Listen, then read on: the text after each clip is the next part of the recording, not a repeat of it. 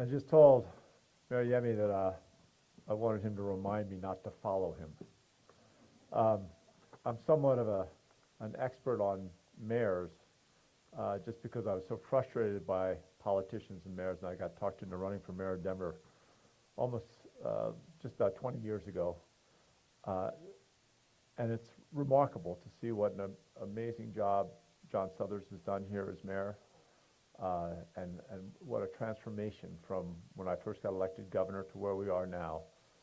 Really is breathtaking on every level, and makes it all the more exhilarating that you have a mayor like Mayor Yemi, who clearly has a vision and has taken the time and put his heart and soul into bringing people together to really create it, to make sure that vision isn't just words, but it takes meaning.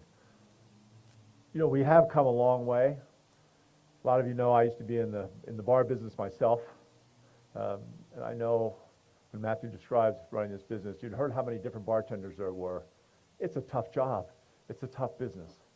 There is a lot of turnover. When I first opened Wine Coop in Denver in 1988, our manager left after a year, and our bar manager was a guy named Chris Horner. Wonderful, smart, funny, acerbic personality who was openly gay. And we made him the general manager, and some of our customers turned their back, said they weren't going to come. And the whole restaurant united around Chris Horner. And he did an incredible job. But that was people standing up with Chris Horner. And I think what Yemi was just saying about how we see you and we stand with you is so important when we go through these times of evil and unthinkable violence. You know, we're in culture wars, and they are sometimes incredibly violent. And yet we have to somehow get past that. We have to find some way of getting to forgiveness, or we're going to just be in an endless cycle.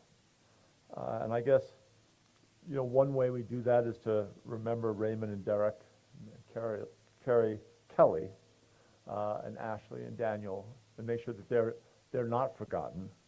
And we recognize people like Matthew and Michael who have invested themselves in this work after experiencing the tragedy. All of you here are a big part of that role. I want to finish, and I was reading fairly recently a piece of a correspondence letter that the German novelist Gustav Goethe, wrote before he even written a novel.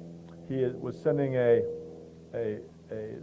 letter of condolence to his grandmother when his grandfather had died. His grandfather had been a mayor. That's what had put this in my mind.